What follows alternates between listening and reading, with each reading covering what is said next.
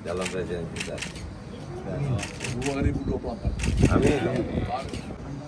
Ini tongkat simbol kepemimpinan. Para nabi-nabi juga selalu pakai tongkat. Inilah kalau datang lagi rombongan PDI, wah ini Terima kasih. Saya senang sekali sampai di sini.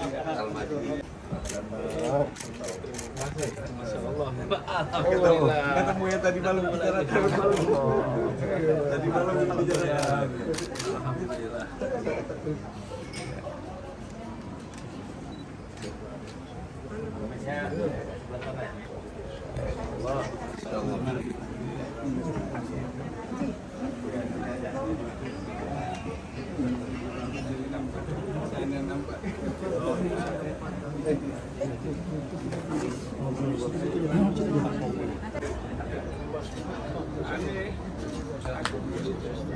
Iya, iya.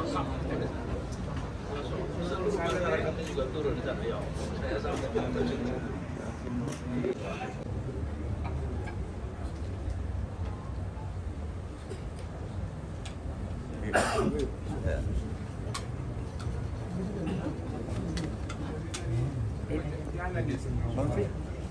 Abang mana?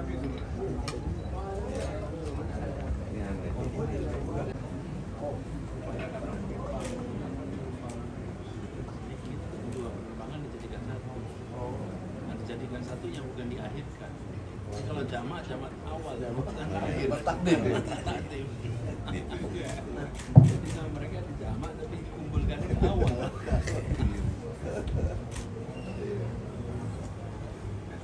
Jadi akhirnya saya terpaksa lebih awal. warahmatullahi wabarakatuh. Alhamdulillah rabbil alamin wa bihi nasta'in ala umuri waddin wassalatu wassalamu ala asyrafil anbiya'i wal mursalin sayyidina Muhammadin sallallahu alaihi wasallam wa ala alihi washabbihi ajma'in. Yang kita hormati, kita banggakan, yang sudah kita nanti-nanti, saudara kita, sahabat kita, calon presiden kita tahun 2024, Dr. Haji Anies Baswedan, beserta seluruh rombongan yang tidak dapat kami sebutkan satu persatu, baik dari pusat maupun dari daerah. Yang jelas semuanya kami berharap mudah-mudahan Allah memberikan perlindungan kepada kita semua, terutama kepada calon pemimpin kita masa yang akan datang. Bapak Haji Anies Baswedan yang kami cintai, bersama Bapak pada hari ini hadir menyambut Syekh Ali Akbar Marbun yang memimpin pesantren Al-Kausar Al-Akbar di tempat ini, pada tempat yang demikian luas. Dan alhamdulillah pesantren ini di samping mendidik para santri yang ribuan jumlah, tapi juga merupakan tempat pertemuan yang sangat menginspirasi.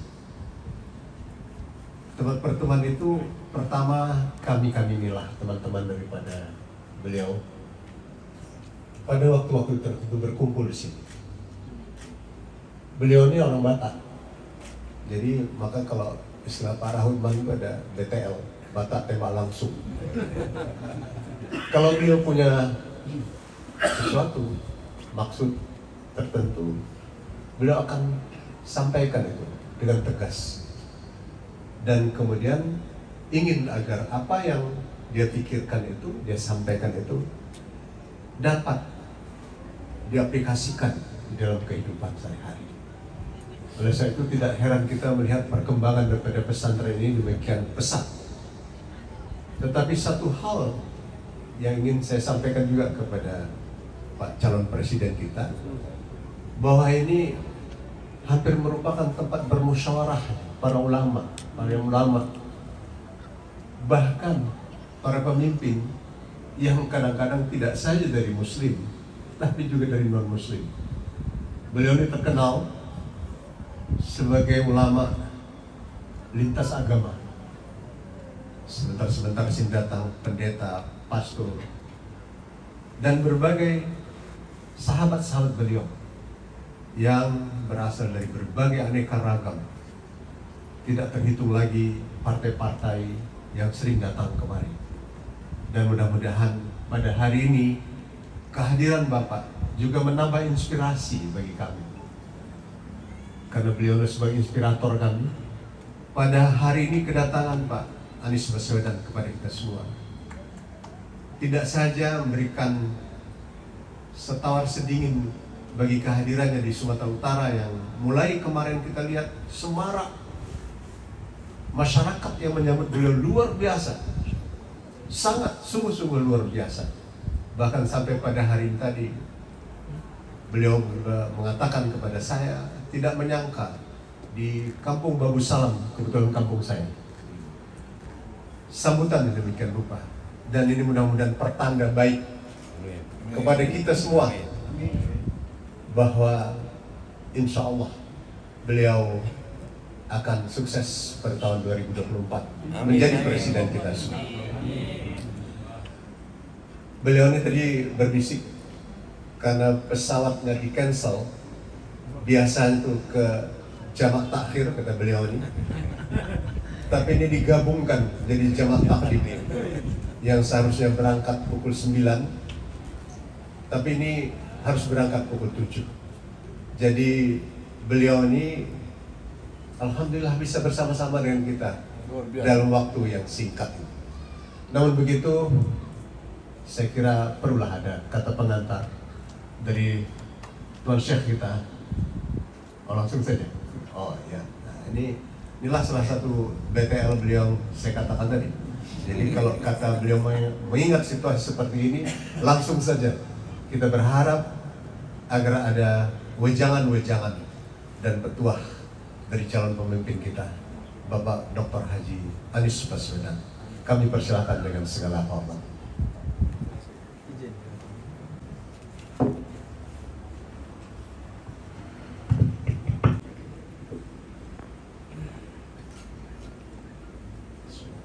Assalamualaikum warahmatullahi wabarakatuh. Alhamdulillah, alhamdulillahilladzi arsala rasulahu bil huda wa dinil haqq lil khairi wa la dini kullihi wa qafa billahi syahida. Asyhadu an la ilaha illallah wa asyhadu anna Muhammadan abduhu wa rasuluh. Allahumma shalli ala sayyidina Muhammad wa ala alihi wa ashabihi ajmain. Amma ba'du. Yang kami muliakan, yang kami hormati Buya Kiai Haji Akbar Marbun, yang saya hormati pengantar tadi Profesor Muhammad Hatta, juga yang saya hormati para alim ulama, para habaib yang mohon izin tidak disebut nama satu persatu tanpa mengurangi rasa hormat, juga ibu-ibu yang ada di sisi depan,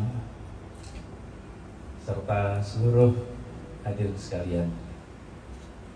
Kita bersyukur Allah SWT diberi kemudahan untuk menunaikan niat bisa bersilaturahmi,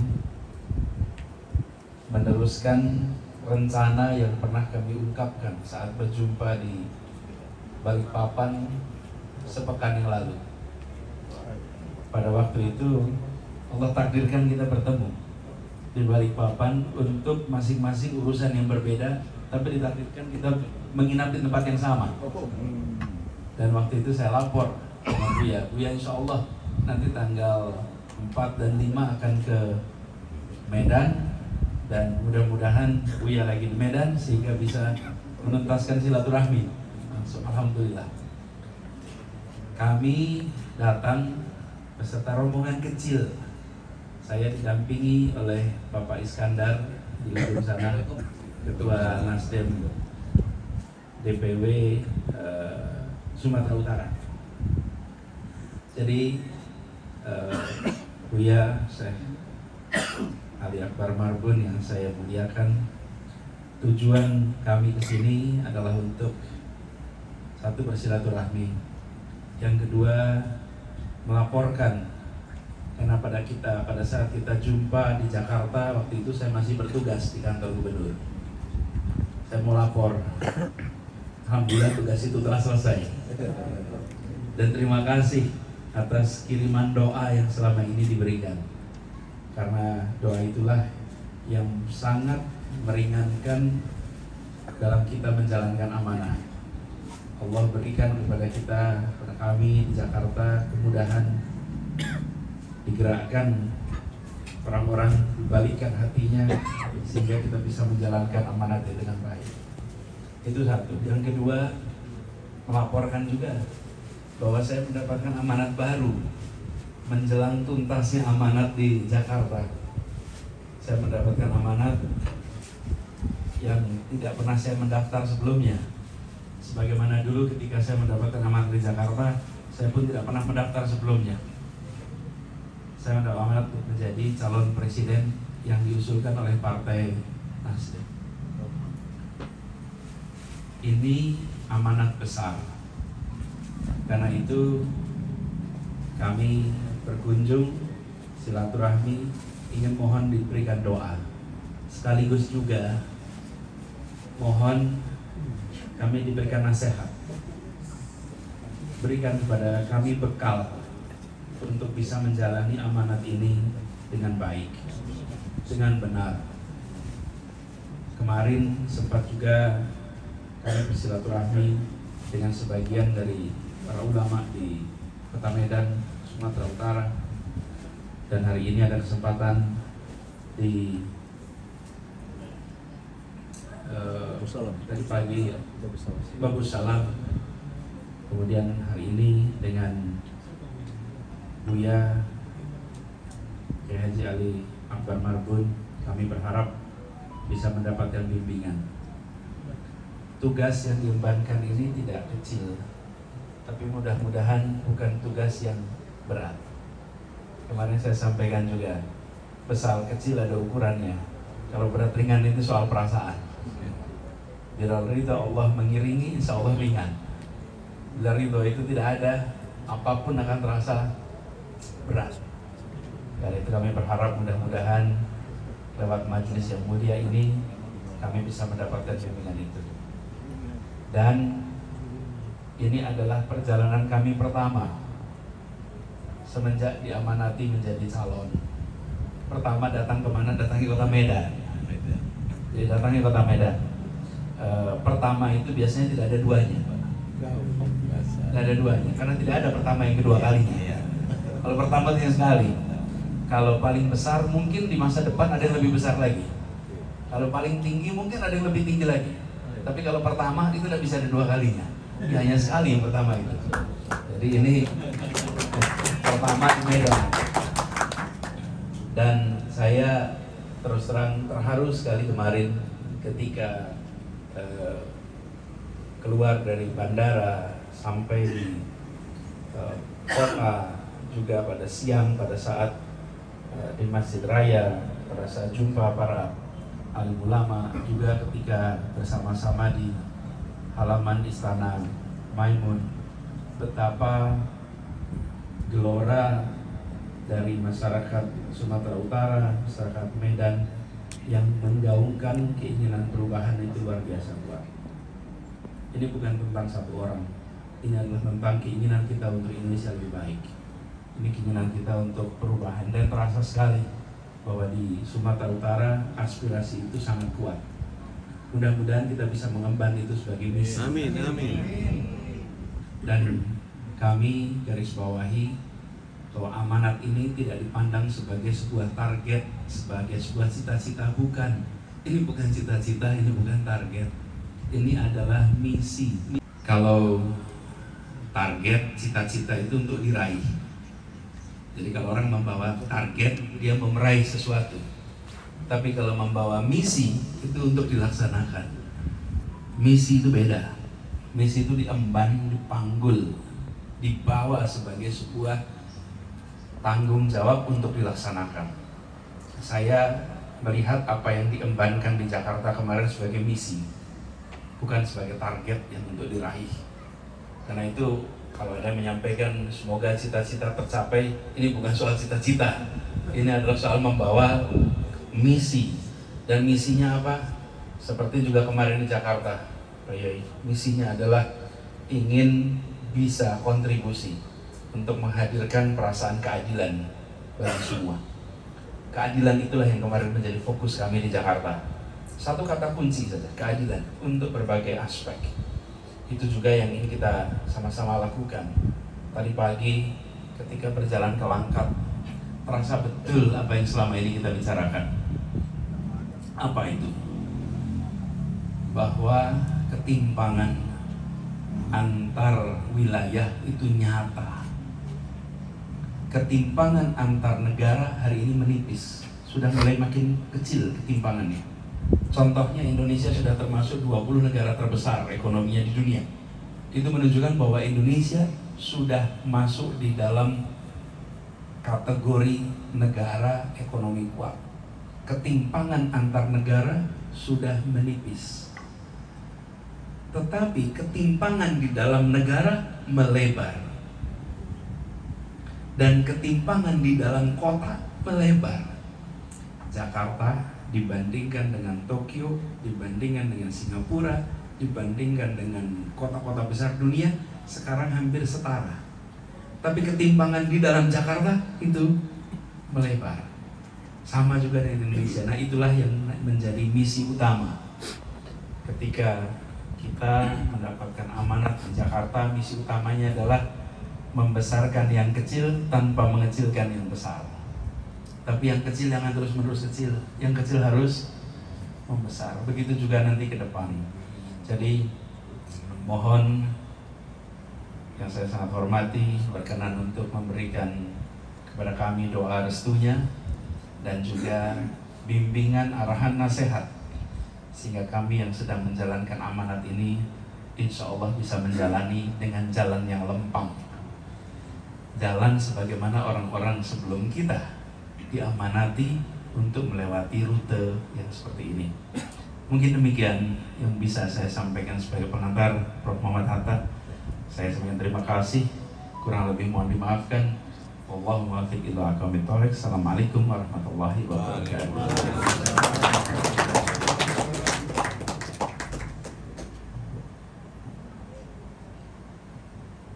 Terima kasih. Pencerahan yang singkat tetapi telah memberikan sebuah nuansa jauh ke depan. Negeri ini harus berubah, dan yang berubah itu memang harus kita. Inilah misi yang dibawa oleh beliau. Allah berfirman, Innallaha la yughayyiru ma biqaumin hatta yughayyiru ma bi anfusihim. Nasib satu bangsa tidak akan pernah berubah kecuali mereka sendiri yang berubah. Jadi misi yang disampaikan tadi oleh beliau adalah misi kita bersama, yang wajib bagi kita untuk melakukannya dengan penuh keikhlasan. Kalau kita ingin negara kita ini maju, kalau kita tidak ingin terjadi perbedaan-perbedaan, jurang-jurang di antara masyarakat kita. Kita doakan mudah-mudahan misi ini dapat diemban oleh beliau dengan sebaik-baiknya dalam kaitan dengan misi kita bersama untuk menjadikan beliau menjadi presiden di tahun 2024 yang akan datang. Selanjutnya saya kira ada juga baiknya beliau tadi minta sedikit nasihat dari Tuan Guru kita Syekh Ali Hasan Akbar Marmun, dan barangkali juga nanti ditutup dengan doa sekali. Silakan.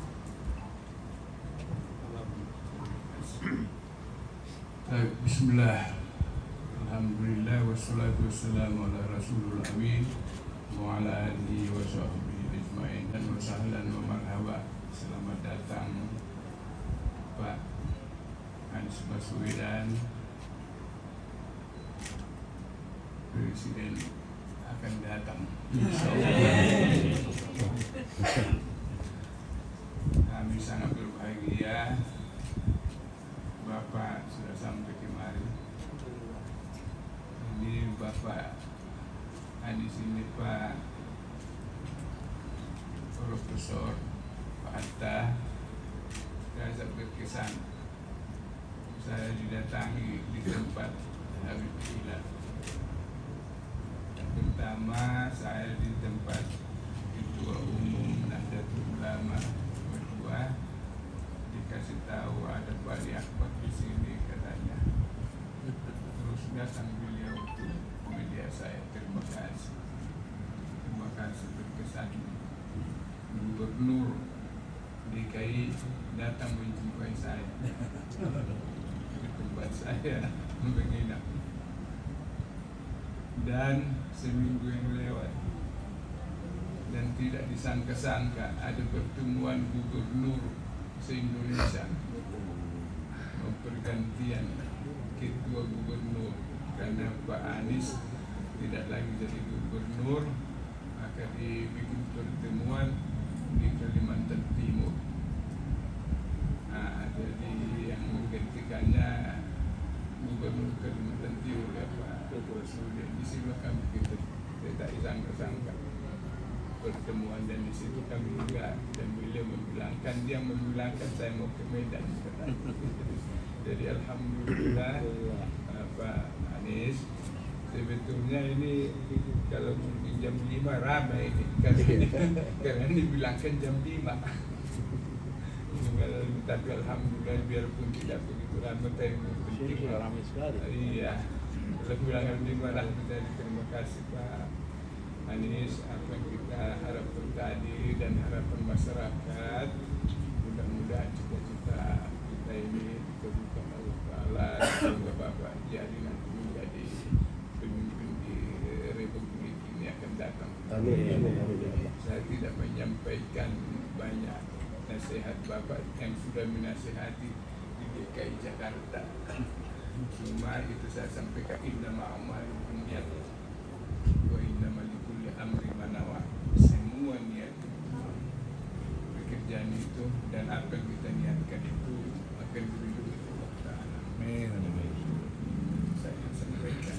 Dan di sini saya sudah sebagai apa ini, saya ini orang petani Pak, nenek sama mama saya. Jadi Bapak nanti nanam kurma dulu nanti di sini sudah disiapkan itu nanti. Dan ini saya sedang membangun masjid. Ini saya bikin masjid itu nama guru saya, Syekh Muhammad Alawi Malik. Ya. Karena saya di Makkah tak ada guru yang paling sayang sama muridnya, Syekh Muhammad Alawi Malik. Saya dididik. Jadi untuk mengenang guru saya itu selama saya di Makkah, dan dia pertama datang ke Medan, pertama-tama ke pesantren. Nah itu dia disiapkan gubernur hotelnya, dia nginap di rumah saya, belum pakai tilam, tidur di lantai-lantai itu begitu. Tahun 84 barangkali datang dia. Jadi saya bilang kan sudah disiapkan hotel Buya. Saya bukan mau melihat hotel kemarin. Aku di Maroko, Raja Maroko disiapkan satu tingkat untuk saya. Ini enggak mau lihat hotel, saya mau tidur. Jadi kami bintangkan. Ini dulu belum ada lampu, belum air pun masih timbah. Jadi tidur dibentangkan tilam. Situlah kami tidur. Maka saya bikin namanya itu nama dia. Saya tahu saya semua aspirasi dari dia. Waktu dia meninggal, perasaan kita kosong, dunia ini kosong perasaan. Kalau ke Makkah kita dulu pulang perlu, setelah meninggal kita perasaan. Mudah-mudahan dia dimasukkan Allah ke dalam. Amin, amin, Amin. amin. Itulah pembikin masjid ini Bapak lihat nanti ke situ nanti mengenang dulu saya. Nah, itu ini baru setahun lagi mulai. Kalau jangan nasihat Pak Anies, saya tak pandai tuh. Saya bukan pada tukang pidato, tukang ceramah. Cuma kalau Anies ini bilang kalau populasi memang ini tempat kumpul. Kalau bikin tempatnya begini, ini sendirinya ini. Karena saya selalu antara umat beragama, kalau hari raya pertama hampir tak ada tamu saya muslim, non muslim, yang pendeta, yang ini semua selalu kami kumpul di sini. Aku bikin lain di desa sendiri, kalau bikin pakai kursi berapa kursinya di sini ya kan? Jadi beginilah kalau datang lagi rombongan PDI. Wah ini di sini orang Batak lagi ya kan?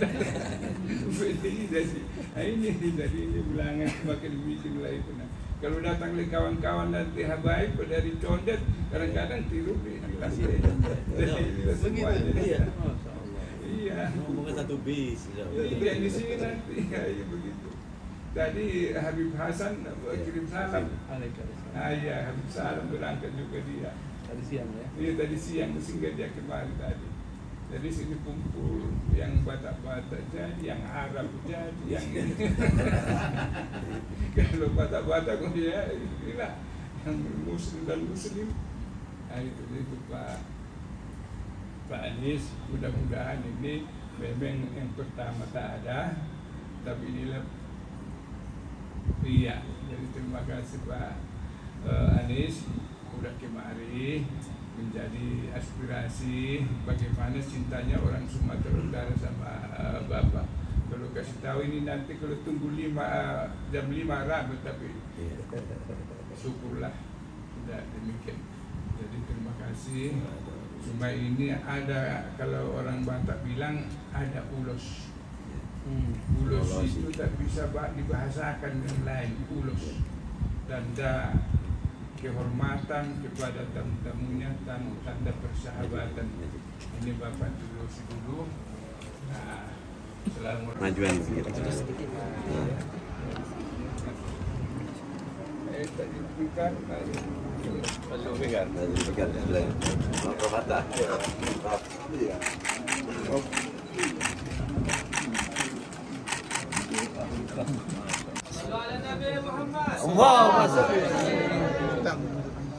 ini tongkat simbol kepemimpinan karena Nabi juga selalu pakai tongkat.